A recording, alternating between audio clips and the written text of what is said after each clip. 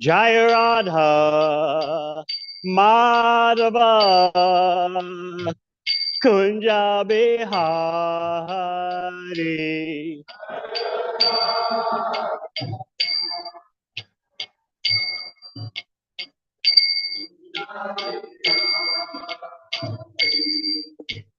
Gopi Janabal Laba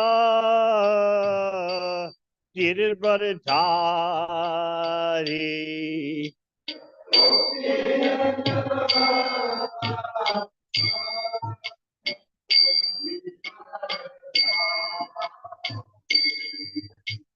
Gopi Janabal Laba Giridharadhari.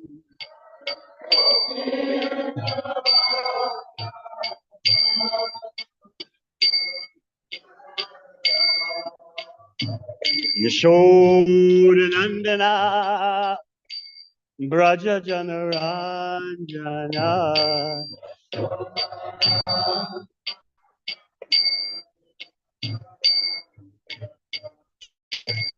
Yamunatira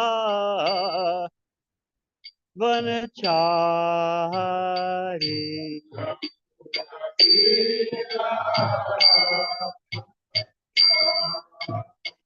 Yamunatira Vanachari.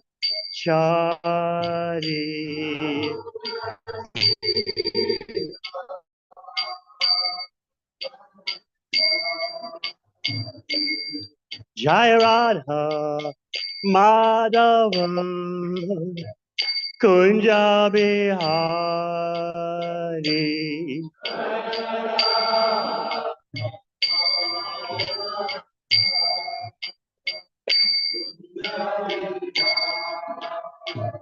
Jai Gopi Janaballabha Giridharadhari.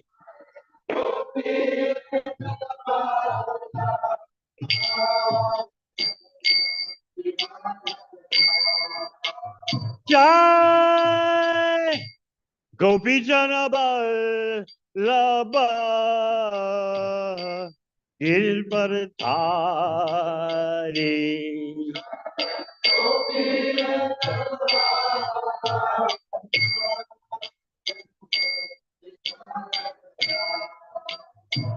Yashodanandana Braja Janaranjana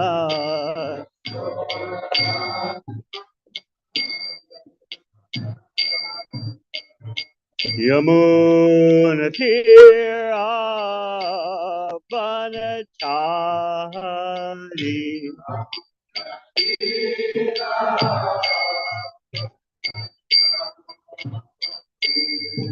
Jaya Radha Madhava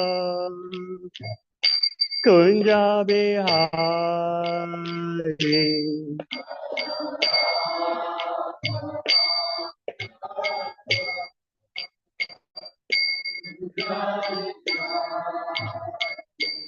Hare Krishna, Hare Krishna, Krishna Krishna, Hare Hare, Hare Rama, Hare Rama, Rama Rama, Hare Hare. Hare Krishna.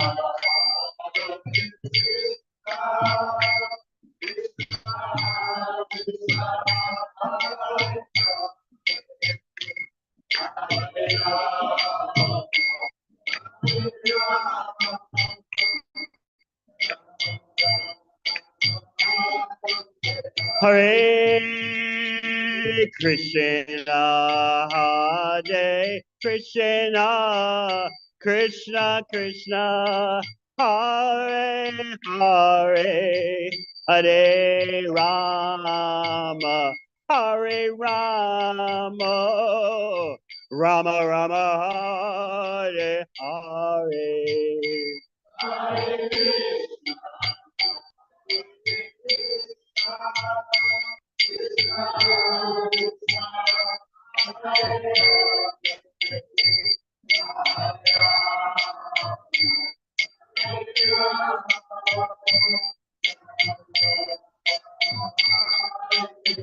Hare Krishna, Hare Krishna, Krishna Krishna, Hare Hare, Hare Rama, Hare Rama, Rama Rama, Hare Hare.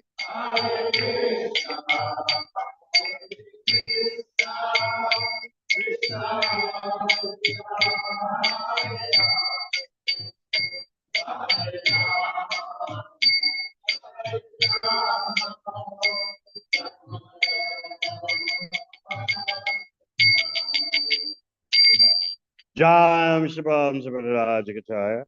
Stoter Tatasi Simad. AC Bhakti Vedanta Swami Maharaj Srila Prabhupada. Jayam Shabam Sabarajakataya.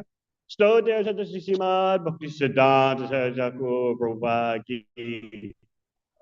Go pray Madandi.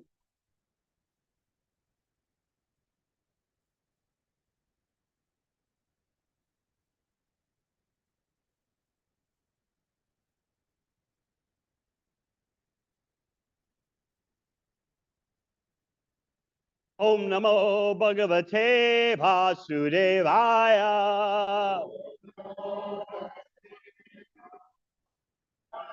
Om Namo Bhagavate Vasudevaya.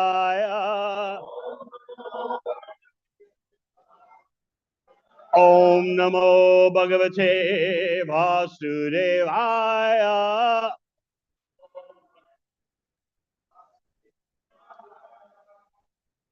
For Sri Krishna Janmasthami, we'll go to the circumstances right before Krishna's appearance.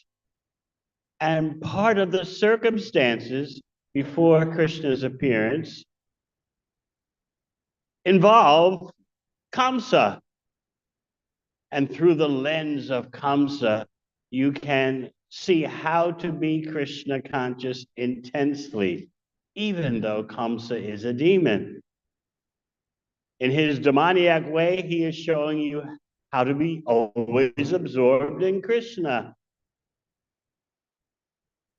He's unfavorably Krishna conscious, but we can note his example in order to become favorably Krishna conscious. Because as Narada Muni remarks in the 7th canto of Srimad Bhagavatam, oh, I'm so much appreciative. In fact, I'm jealous of the demons and their hatred of the Supreme Personality of Godhead because they're so intense. If only I could have that kind of intensity in my love for the Supreme Personality of Godhead. So a devotee can learn from anyone and anything in terms of both positive and negative ramifications. So learning from Kamsa is appropriate because he's the model of how to be unfavorably Krishna conscious, but he was Krishna conscious. So we'll look at 10th canto, chapter 2, prayers by the demigods.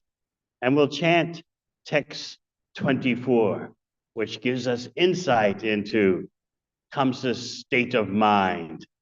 Because as you know in Bhagavad Gita, Krishna says, Manmana Bhagavad Bhakto Majaji Mam Namastu. Always think of me, become my devotee.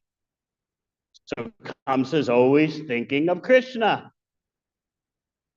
So we can learn from him, but we want to be favorable toward Krishna.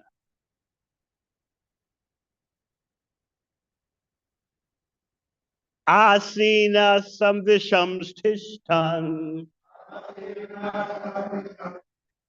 Bunjana Payatan Mahim Chintayano Rishikesham Apashyatan Mayam Jagat Asina Samvisham Shtishtan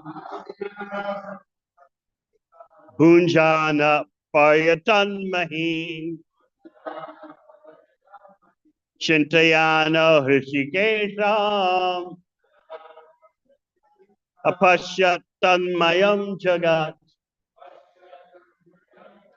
Asina Samvisham Shtishtan Bunjana Paryatan Mahim Chintayana Rishikesham Apashyatan Mayan Jagat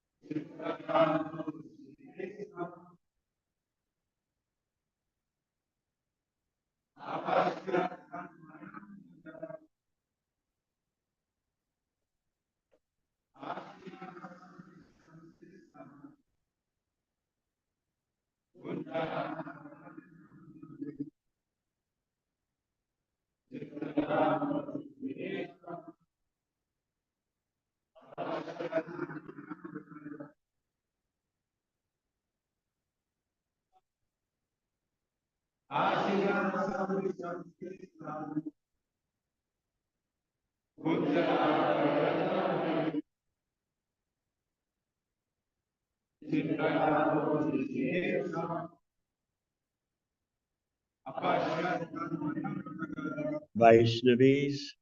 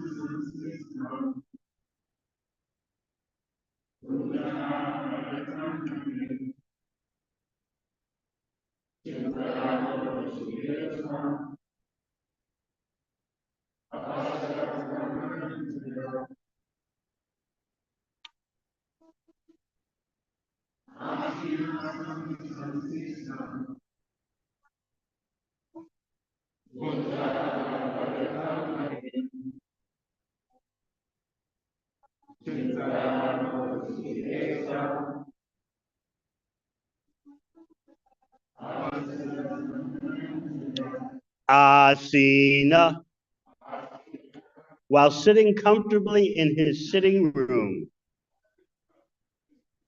or on the throne.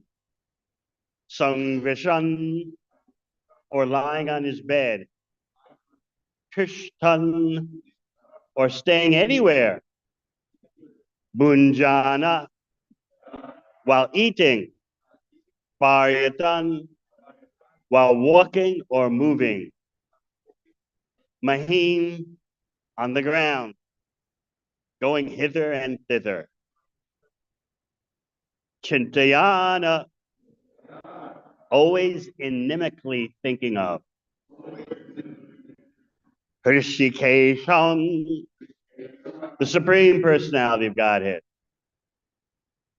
the controller of everything. Apashyat, observed. Tat Mayam, consisting of him. Krishna, and nothing more. Jagat, the entire world. Translation, while sitting on his throne or in his sitting room, while lying on his bed, or indeed, while situated anywhere, and while eating, sleeping, or walking, Kamsa saw only his enemy, the Supreme Lord Rishikesha. In other words, by thinking of his all-pervading enemy, Kamsa became unfavorably Krishna conscious. Purport. Srila Rupa Goswami has described the finest patterns of devotional service as Anukulyena Krishnanu Shilanam, or cultivating Krishna consciousness favorably. Kamsa, of course, was also Krishna conscious, but because he regarded Krishna as his enemy, even though he was fully absorbed in Krishna consciousness, his Krishna consciousness was not favorable for his existence. Krishna consciousness, favorably cultivated, makes one does not consider Kaivalya Sukham, or merging into the existence of Krishna, to be a great gain. Kaivalyam Narakayate, for a Krishna conscious person, even merging into the existence of Krishna or Brahman, as impersonalists aspire to do, is uncomfortable. Kaivalyam Narakayate, Tridashapur Akasha Pushpayate. Karmis hankered to be promoted to the heavenly planets, but a Krishna conscious person considers such promotion a will o' the wisp, good for nothing. Duradat Tendriya Kala Sarpa Patali, Protkata Damstrayate. Yogis try to control their senses and thus be happy, but a Krishna conscious person neglects the methods of yoga. He is unconcerned with the greatest of enemies, the senses, which are compared to snakes. For a Krishna conscious person who is cultivating Krishna consciousness favorably, the happiness conceived by the karmis, gyanis, and yogis is treated as less than a fig. Kamsa, however, because of cultivating Krishna consciousness in a different way, that is, inimically, was uncomfortable in all the affairs of his life. Whether sitting, sleeping, walking, or eating, he was always in danger. This is the difference between a devotee and a non-devotee. A non-devotee or atheist also cultivates God consciousness by trying to avoid God in everything. For example, so-called scientists who want to create life by a combination of chemicals regard the external material elements as supreme. Such scientists do not like the idea that life is part and parcel of the Supreme Lord. As clearly stated in Bhagavad Gita, Mamaivamsho Jiva Loke Jiva Bhuta. The living entities do not arise from a combination of material elements, such as earth, water, air, and fire, but are separated portions of the Supreme Personality of Godhead. If one can understand the position of the living entity as a separated portion of the Supreme Personality of Godhead, by studying the nature of the living entity, one can understand the nature of the Supreme Godhead, since the living entity is a fragmental sample of the Godhead. But because the atheists are not interested in God consciousness, they try to be happy by cultivating Krishna consciousness in various unfavorable ways. Although Kamsa was always absorbed in thoughts of Hari, the Supreme Personality of Godhead, he was not happy. A devotee, however, whether sitting on a throne or beneath a tree, is always happy. Srila Rupa Goswami resigned from office as a government minister to sit beneath a tree, yet he was happy. Chakra Tornam Ashesha Mandalapati Sainim Sadat Tuchavat. Sad Goswami Ashtaka. He did not care for his comfortable position as minister, but he was happy. He was happy even beneath a tree in Vrindavan, favorably serving the Supreme Personality of Godhead. This is the difference between a devotee and a non-devotee. For a non-devotee, the world is full of problems, whereas for a devotee, the entire world is full of happiness. Vishwam Purna Sukayate, Vidi Mahendra Dishakitayate, Yat Karunya Kataksha Vaibhavatam Tam Goram Eva Stumaha. The comfortable position of a devotee can be established by the mercy of Lord Chaitanya Mahaprabhu. Yasmin statona dukkena gurunapi vichalyate. Even when a devotee is superficially put into great difficulty, he is never disturbed. Translation again. While sitting on his throne or in his sitting room, while lying on his bed, or indeed while situated anywhere, while eating, sleeping, or walking, Kamsa saw only his enemy, the Supreme Lord Rishikesha. In other words, by thinking of his favorably Krishna conscious. Our ball on the altar, can we have a little quiet, please? We thank you humbly.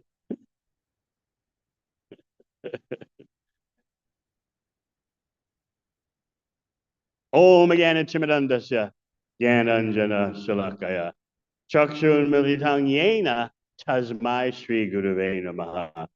Jai Sri Krishna Chaitanya, Prabhu Nityananda, Sri Advaita Gadadhara, Shivasari Gaura Bhaktivinoda. Hey Krishna, Krishna, Krishna, Hare Hare, Hare Rama, Rama Rama, Hare Hare.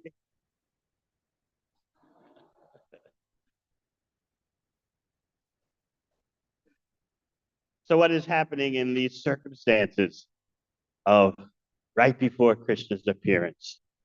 Things are getting intensely polarized. The demoniac forces are magnifying their efforts, and the devatas are appearing on the scene. What has Kamsa done to produce such a horrific situation? You might say that, well, right now, the earth is in a precarious situation, environmentally, militarily, economically, politically. But those ignorant persons in control today are not even small time compared to Kamsa and his cohorts. The ignorant leaders of today, because you might say, well, Krishna appeared during the time when the earth was overburdened with materialistic, demoniac entities. What about now? Where is Krishna? The first thing to understand is that whatever small-time, ignorant, materialistic leaders exist today, they're nothing. They're like dust compared to Kamsa and his cohorts. The second thing to understand is, as Chaitanya Charitamrita tells us, Kali Kale Nama Rupe Krishna Avatar. In this age of Kali, Krishna appears as Nama Rupa. He's appearing in the form of his name. So if you're wondering, where is Krishna? Why hasn't he shown up? The forces of materialism are so powerful. They're wrecking the whole earth in the name of ceaseless economic growth at all costs. And it's costing us a lot in terms of mental sanity, stability, in terms of the environment, in terms of the fabric of society now being torn apart. Krishna is here as Nama Rupa, and he's here in the form of his name. But just as when Krishna was present 5,000 years ago, very few understood what they were seeing. He was there before their eyes, but they didn't have the qualification to understand what they were looking at. So they considered Krishna to be the most powerful human being on the planet. A few in the Yadu dynasty, Krishna's personal dynasty, saw him as Paramatma, the super soul in everyone's heart. but very few still, even amongst the Yadus, understood that Krishna is Swayam Bhagavan, the original personality of Godhead. People become bewildered by the human-like form of Krishna. And they consider he's an ordinary being, but so powerful. And especially when they hear of his Vrindavan pastimes, if they hear without proper guidance, they think, oh, these are nice village tales. These are nice myths. What has Kamsa done to merit the appearance of the Supreme Personality of Godhead for Sri Krishna Janmasthami? Krishna is not simply appearing because of Kamsa's demoniac power. Krishna is appearing for the love of his devotees. We often point out in the last chapter of the 9th canto, which introduces the 10th canto, there Shukadeva Goswami says that Krishna is the greatest content creator. Those in the IT world have heard the expression that on the internet, content is king. No matter how rubbish is the content, still put some content on there. Somebody will look at it. So in the spiritual world, content is also king, and Krishna knows that. Krishna is the king of content. He comes and displays his transcendental activities to attract you back to Godhead. And also Krishna is enjoying himself because he enjoys in every circumstance. So he stages his Vrindavan Leela, his Dwarka Leela for his own pleasure and to attract you with such infinitely beautiful content. And what do we say? Oh, I'd rather be on social media with Facebook or Instagram. But Krishna is giving you the best for you to think about, for you to meditate on, for you to become absorbed in. So just hearing about Kamsa and his unfavorable Krishna consciousness should make you think, well, let me have a drop of Kamsa's intensity and be favorably Krishna conscious. So again, let us remember that Kamsa was no small-time materialist atheist as you have today. He was huge. He was astronomical in power and potency. Not only was he himself such a terrorist of a magnitude far beyond anyone you know of in recent history, but he formed alliances with other demoniac forces, demoniac personalities who were even more powerful.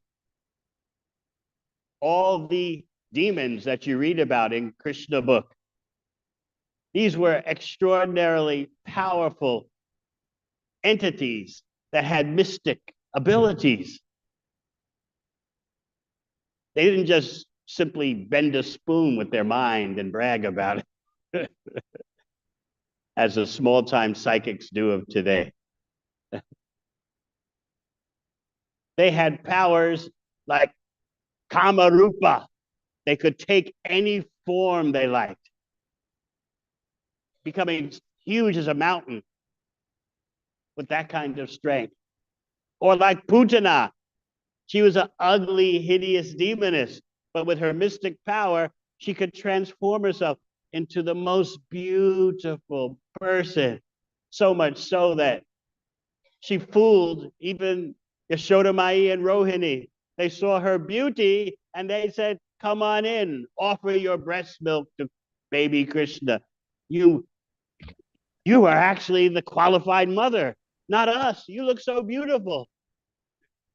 That's how powerful these demoniac entities are.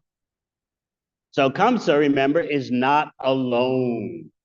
He has formed alliances with all the greatest of the demoniac entities, some of whom were even more powerful than Kamsa. And who was the father of Kamsa's wife? Who was his father-in-law? Jarasandha. So Kamsa, he had it all figured out. He was ready for action. So all these demoniac entities, their alliance turned on the Yadus, Krishna's personal dynasty. And the Yadus, almost all of them fled. They went into hiding. The Acharyas point out the Yadus were living in caves. They were living in villages. They were living on farms, and they would even dress themselves like farmers or village people to avoid detection. This is how extreme the situation was. It's hard for you to imagine how the Yadus, such a Kshatriya line, such a powerful warrior, martial, administrative dynasty, is now hiding in a village dressed as a cowherd person. But this was due to the fear that Kamsa had created by his demoniac alliances. So what happens next? Not all Yadus disappeared into the caves and agricultural villages. Some stayed around Kamsa, who was one famous person who stayed around Kamsa, Akrura, and a few others also. They knew Kamsa's doomed. He can create all the havoc he wants now, but the eighth child of Devaki is going to finish him. We know that. We want a ringside seat on the action. We want a front row seat.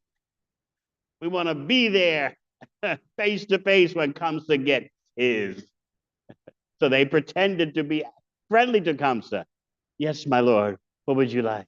But all the time you're thinking, soon you'll be dead. But most of the Yadus disappeared. They hid.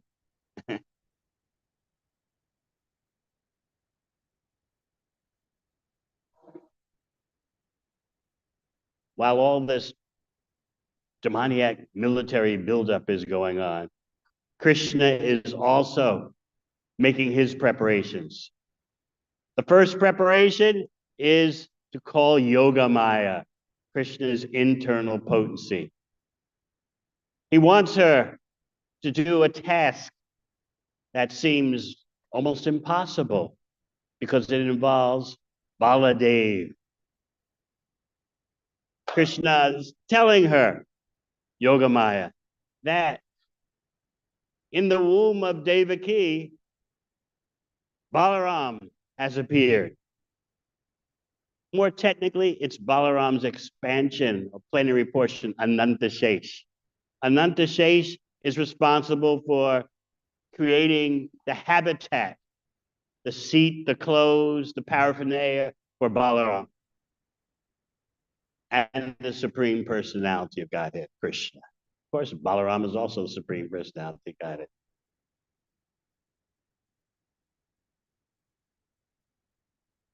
So Anantashesh is there in the womb of Devaki, preparing the facility for Krishna. So Krishna is explaining to Yogamaya, you have to transfer this child from the womb of Devaki to the womb of Yashoda in Vrindavan. The womb of Rohini, yes, in Vrindavan.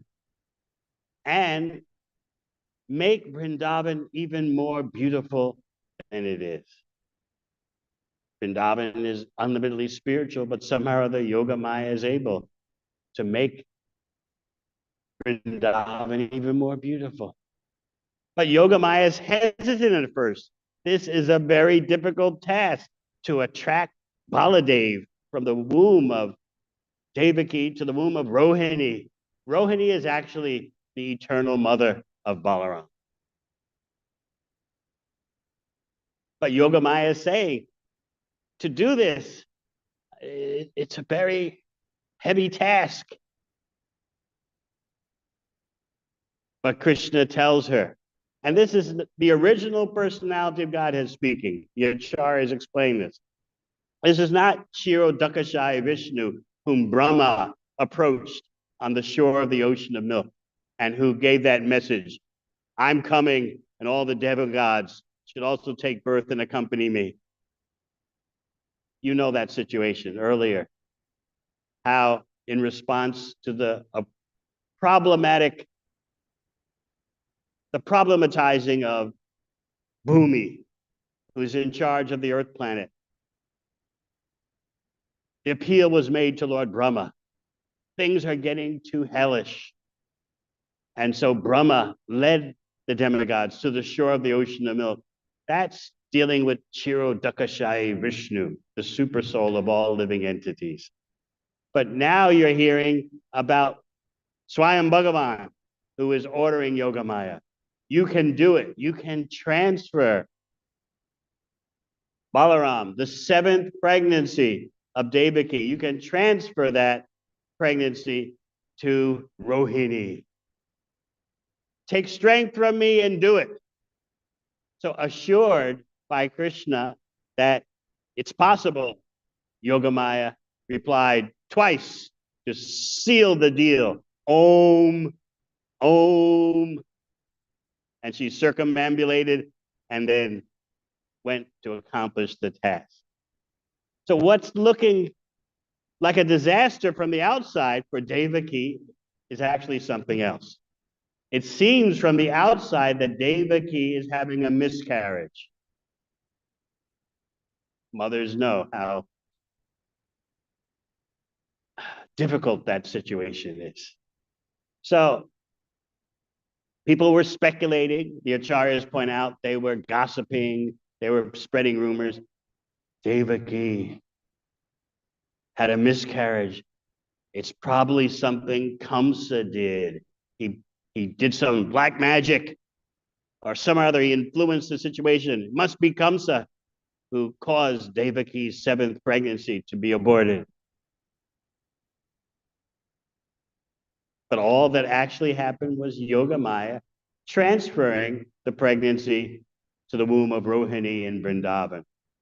Vasudeva not only had Rohini, one of his wives, in Vrindavan, particularly Nanda Gokul, but he also had other of his wives there. We don't hear about them, but Vasudeva was able to maintain quite a few wives.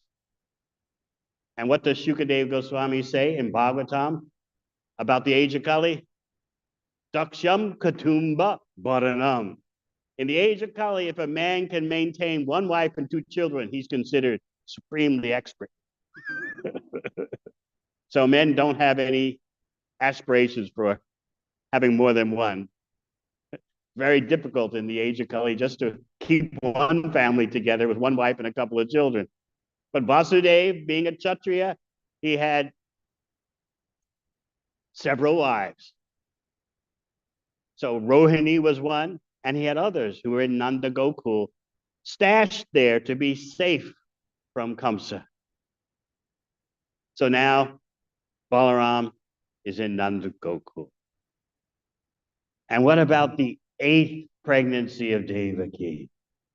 How did it happen?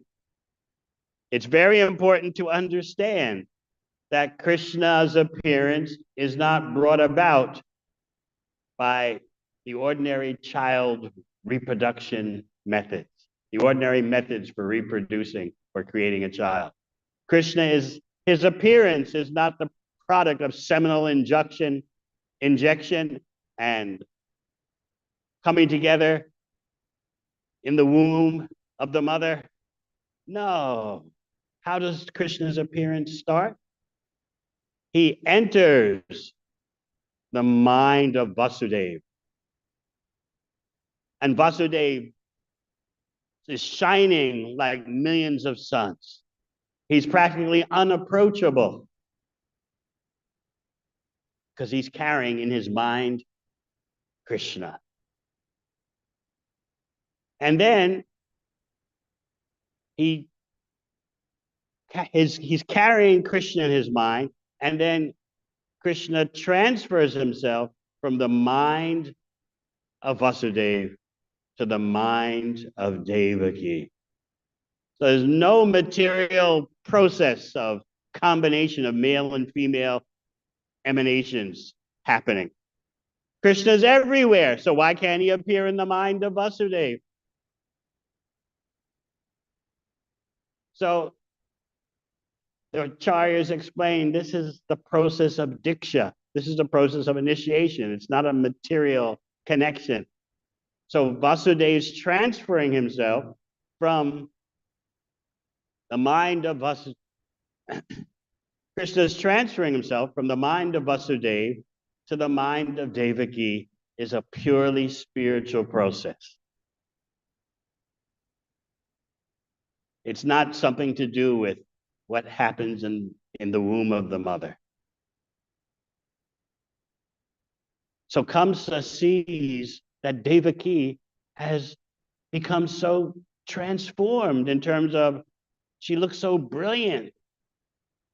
First, Vasudeva had this extraordinary effulgence, and now Kamsa sees Devaki. She must be carrying that, my enemy, the Supreme Personality of Godhead. What to do?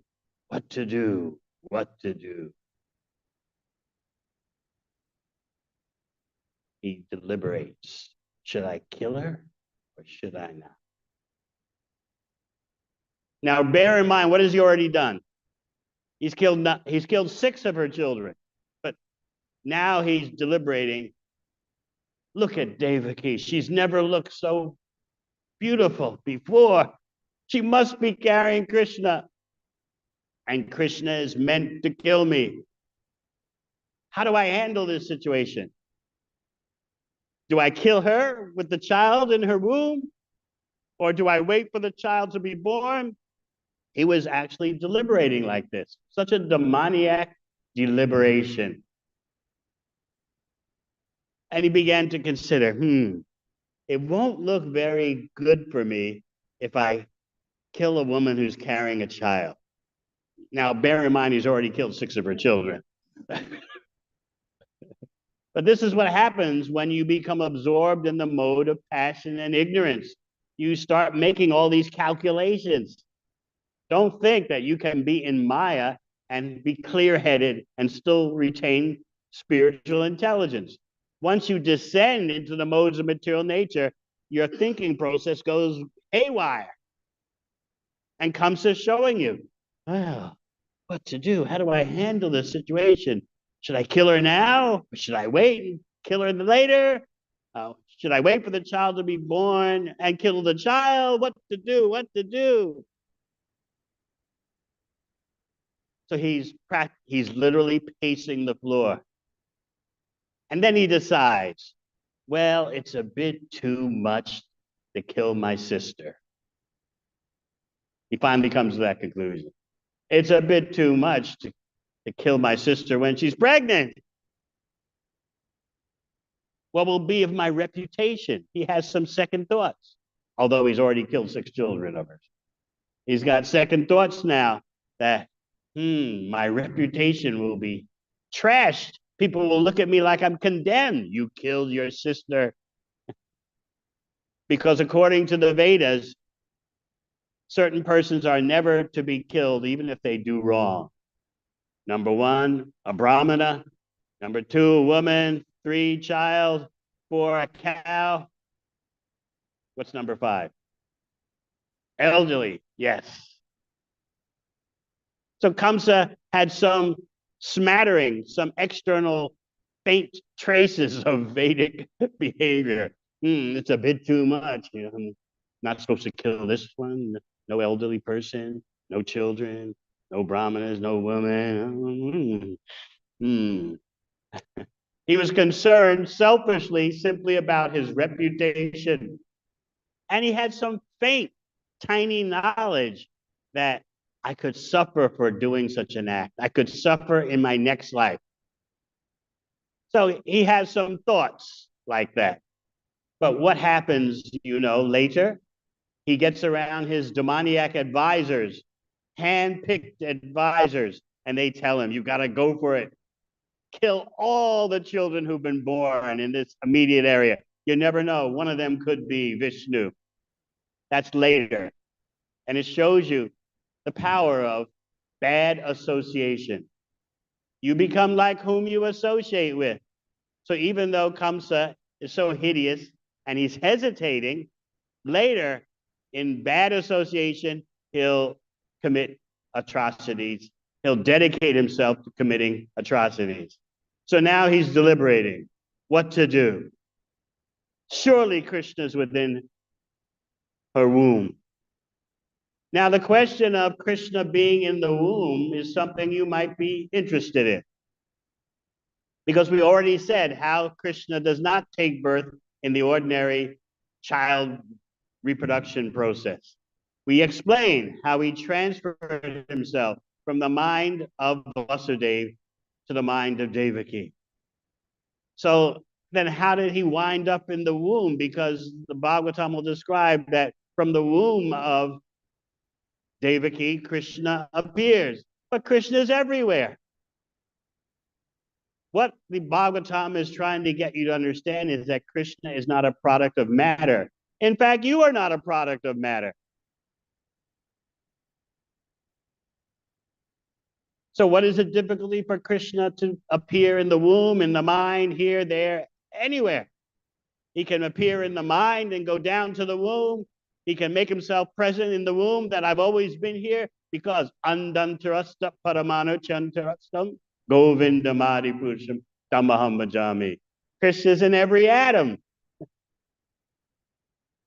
When you hear the prayers by Queen Kunti, the first prayer, she's expressing perplexity.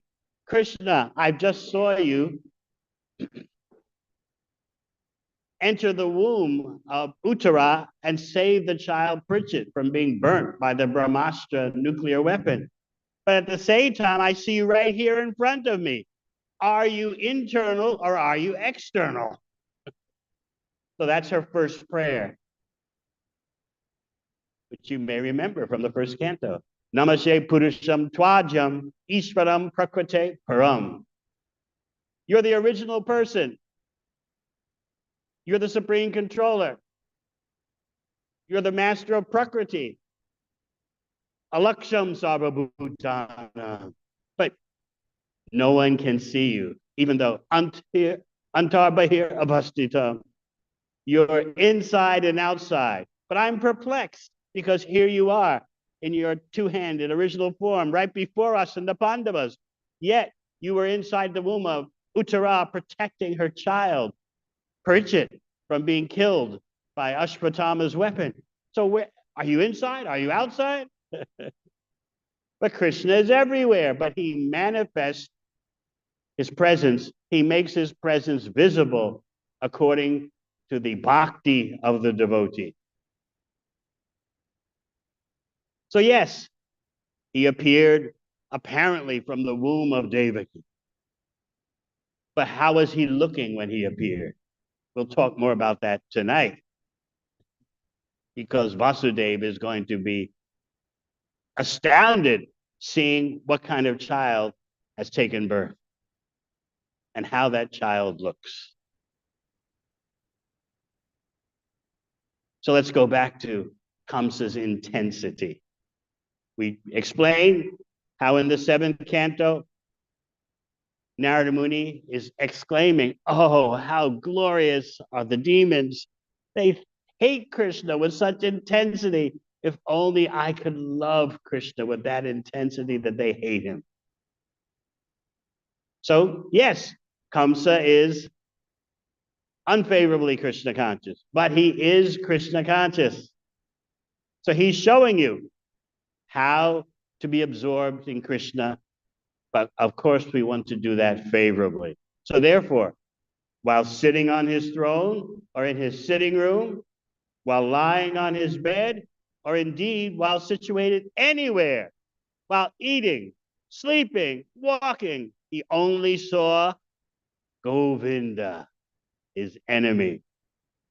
But then again, even though, because his thinking power, this is something the acharyas point out, even though Kamsa's thinking power of focus on Krishna was so great that he could actually see Krishna everywhere, he didn't truly see Krishna. He just saw enemy, enemy, enemy.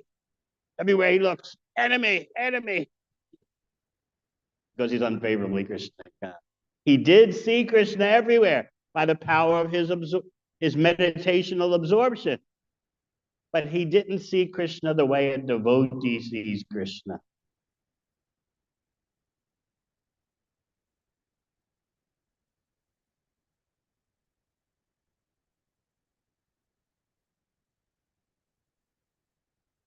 So what about Krishna's appearance in this world? After Kamsa decides to leave Devaki alone to give birth, he's not going to kill her. The demigods, the devatas appear on the scene. Brahma, Shiva, Narada Muni, so many sages, Kumaras, and they're offering prayers to Krishna, this is right before Janmasthami, right before his appearance. He's still apparently in the womb of Devaki. But again, remember, Krishna's everywhere. So the demigods, unseen and invisible to ordinary vision, they are offering prayers. And that's the title of this chapter, Prayers by the Demigods. They explain something very important in their prayers.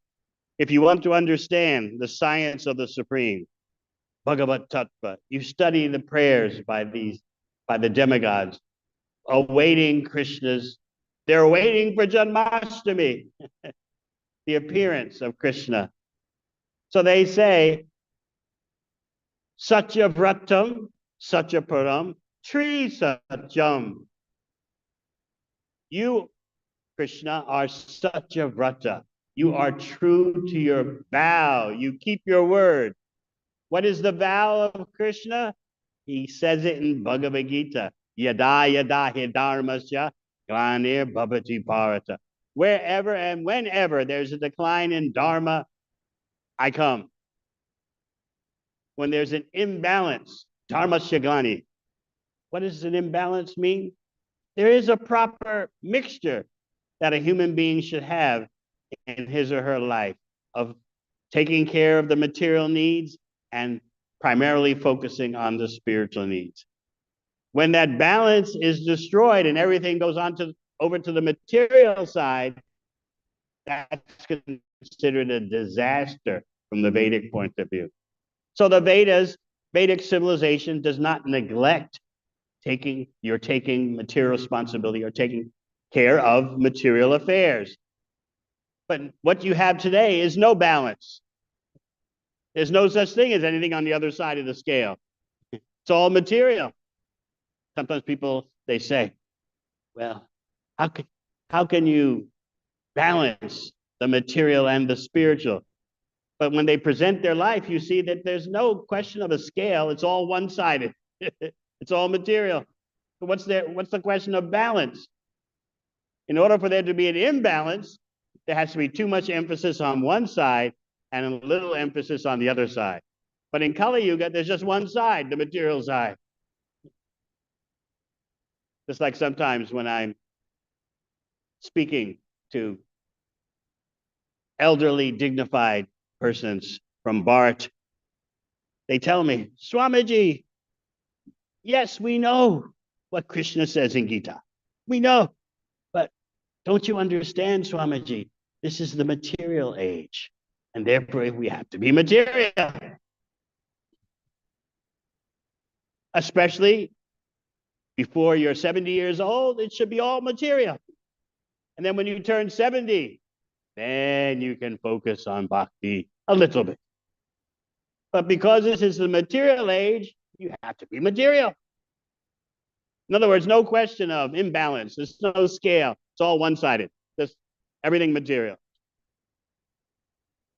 So Krishna says in Bhagavad Gita, Yada yada hi dharmasya glanir bhavati bharata.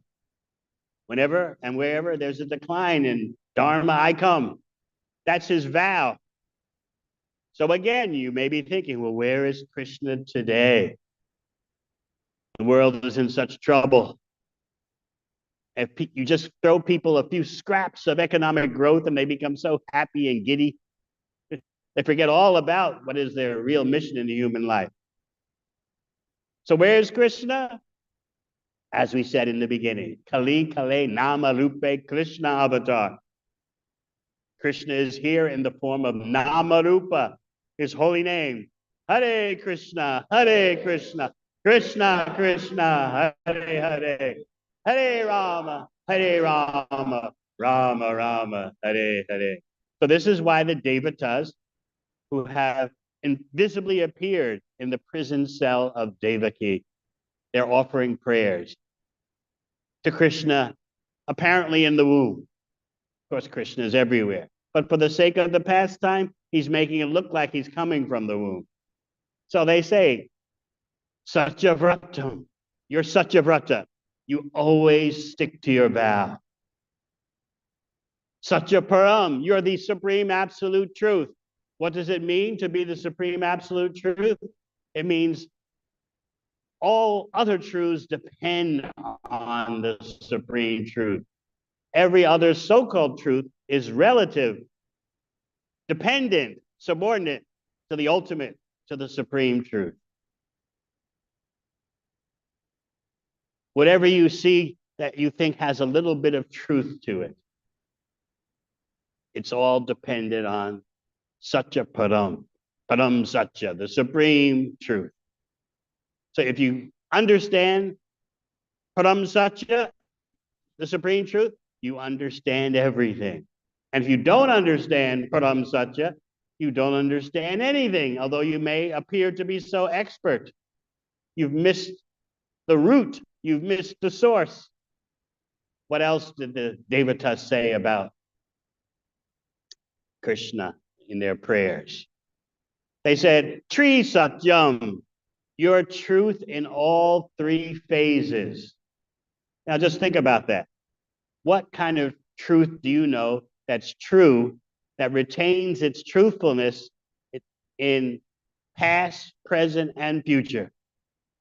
Just like you could say, it's true, this is New Zealand, but this wasn't always called New Zealand.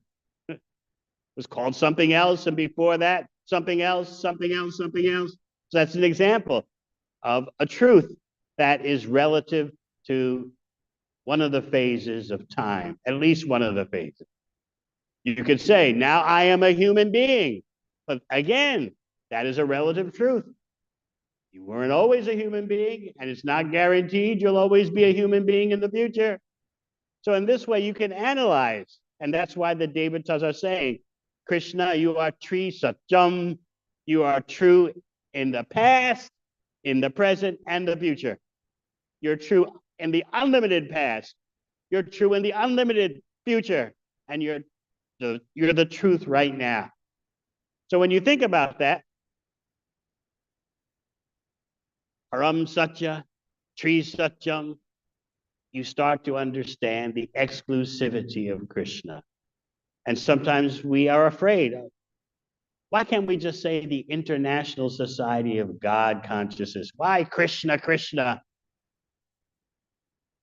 But when you understand Krishna is Satyavratam, Satyaparam, Tri Satyam, you become very enlivened that indeed Krishna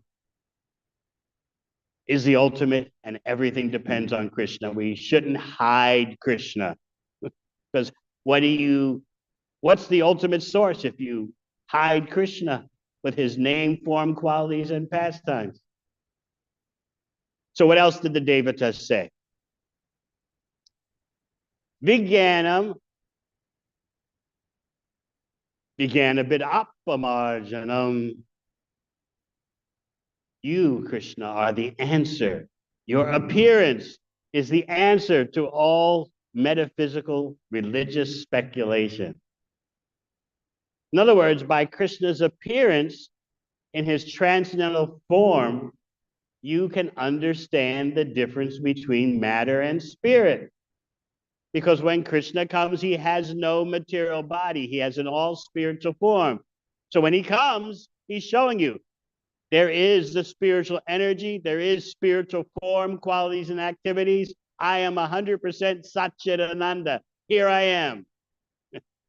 So in that way, Krishna establishes by his presence the difference between matter and spirit, the difference between the material body and the spiritual body, the difference between the spiritual world and the material world, just by his showing up. Okay, you've been speculating that the ultimate is impersonal. You've been speculating that the ultimate is the supersoul. Look at this. Here I am. Swayam Bhagavan, Sham Sundar.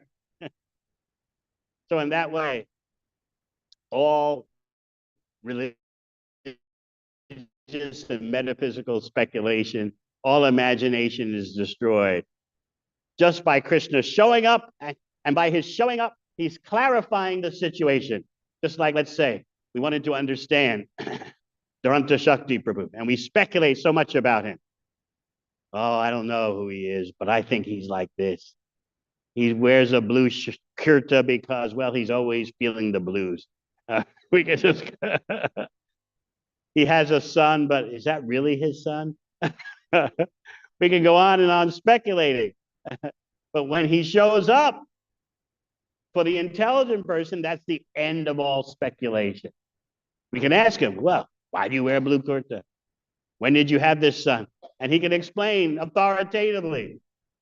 So similarly, the demigods are saying, by Krishna showing up, he puts an end to all speculation about the Supreme. Here I am, as Sham Sundar, my transcendental form, with my transcendental opulences. Deal with it. So that's why the Devatas say, Vijnanam. Krishna's presence produces experience, authoritative experience. And therefore Brahma can say, Govindamadi Purusham Tamaham Bhajami. He has seen, he has experienced because of Krishna's presence. So in this way, so much action is going on even before Krishna comes out of, so-called comes out of the womb. So we'll continue tonight with what happens when Krishna actually appears, apparently from the womb of Devaki. What is Vasudeva? What is his reaction? Shri Krishna Janmasthami ki.